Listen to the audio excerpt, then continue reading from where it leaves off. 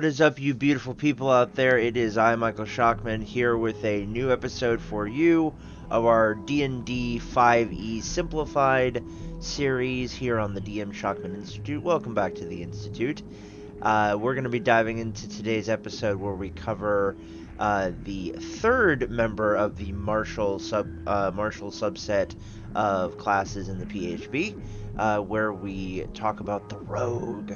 As per usual, like I said in the last episode, for the fighter, we are going to be we are going to be doing this in kind of a simplified screenshot type of format where you'll be able to find up here in this corner or anywhere in this area, really, the various screenshots, which you can pause at your leisure and read those over in case you don't have the book with you.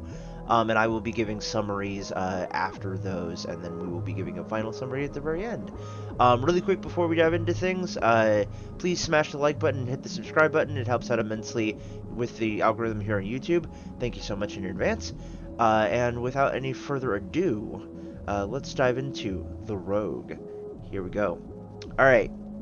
So the rogue, first off, gets a D6 to their hit die.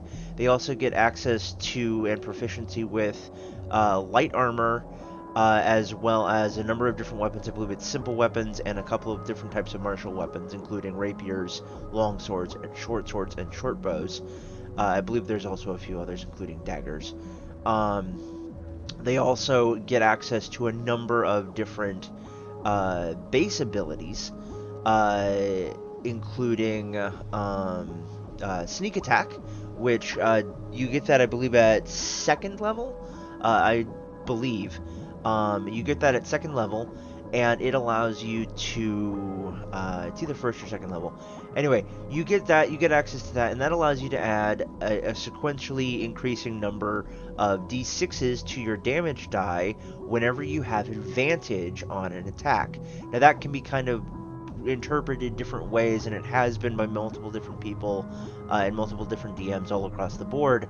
But generally, the rule of thumb is that if your rogue has advantage, then they get to add their sneak attack.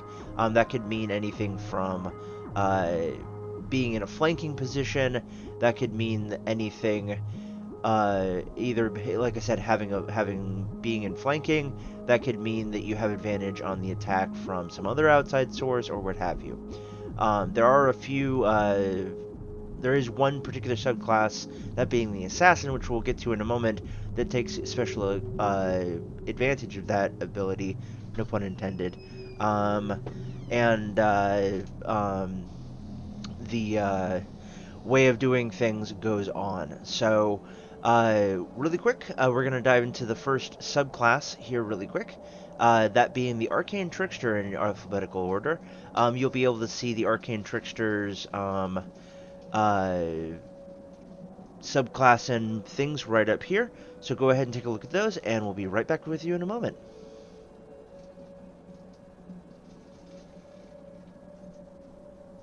Got it? Good. Awesome. So, really quick summary. The Arcane Trickster is very much well, just that. It's an Arcane Trickster. It's kind of like a thief that gets basic magic abilities, focusing on illusion and things that can provide, basically augment their thief-like abilities and their attack abilities with magic. I would recommend playing an Arcane Trickster if you want to be able to have a little bit of magic, like with being able to do Mage Hand, or being able to disguise yourself, or what have you, if you want to play kind of a mischievous character, or somebody who's just a magically augmented thief. Next, we're going to be moving on to the Assassin, which I just mentioned, which you'll be able to see the things right up about here, right about now.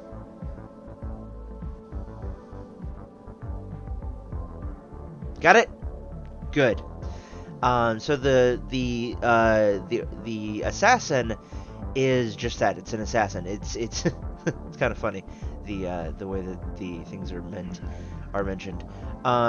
The assassin is one of the most deadly fighters and damage dealers in the entire game of 5th edition, simply because of their assassinate ability. Now, what that does, as I'll point out here, what the assassinate ability does is it allows the enemy or the player to, if they have advantage and they can get their sneak attack on an initial attack against somebody who hasn't entered combat yet, who hasn't taken a round of combat yet, any attack that hits immediately gets a critical attack.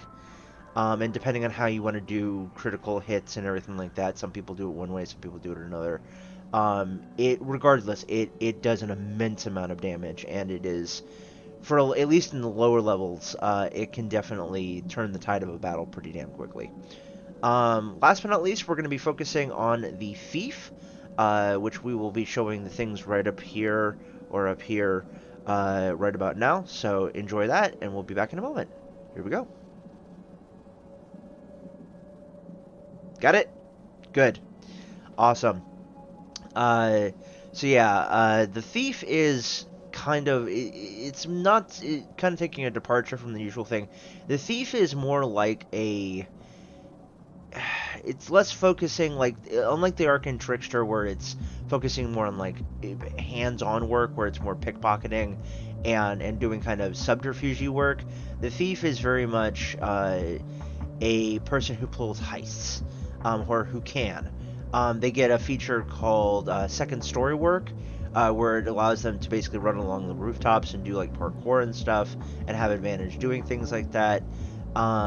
Play a thief.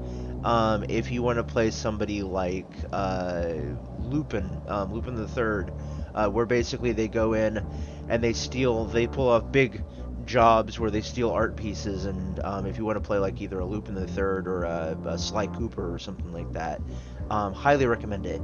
Last but not least, you will be able to, as kind of my summary on the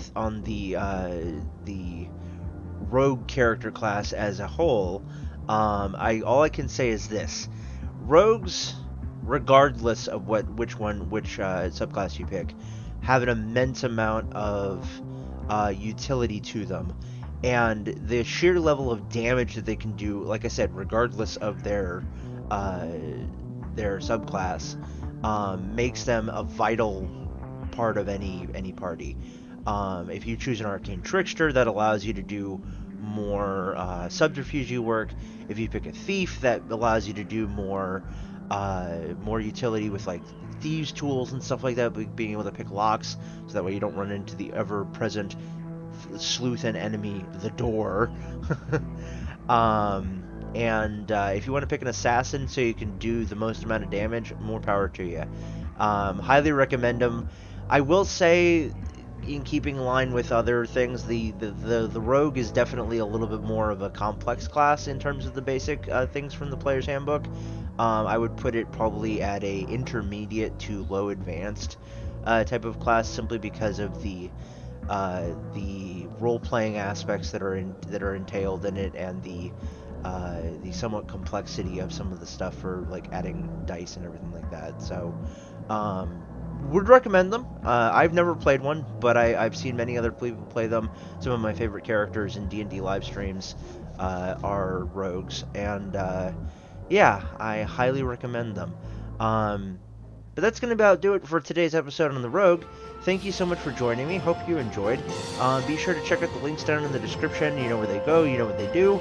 And until next time, guys, we will remember, as always, keep it real, keep it safe, keep it healthy, and we'll see you guys again soon in the Institute. Bye, guys.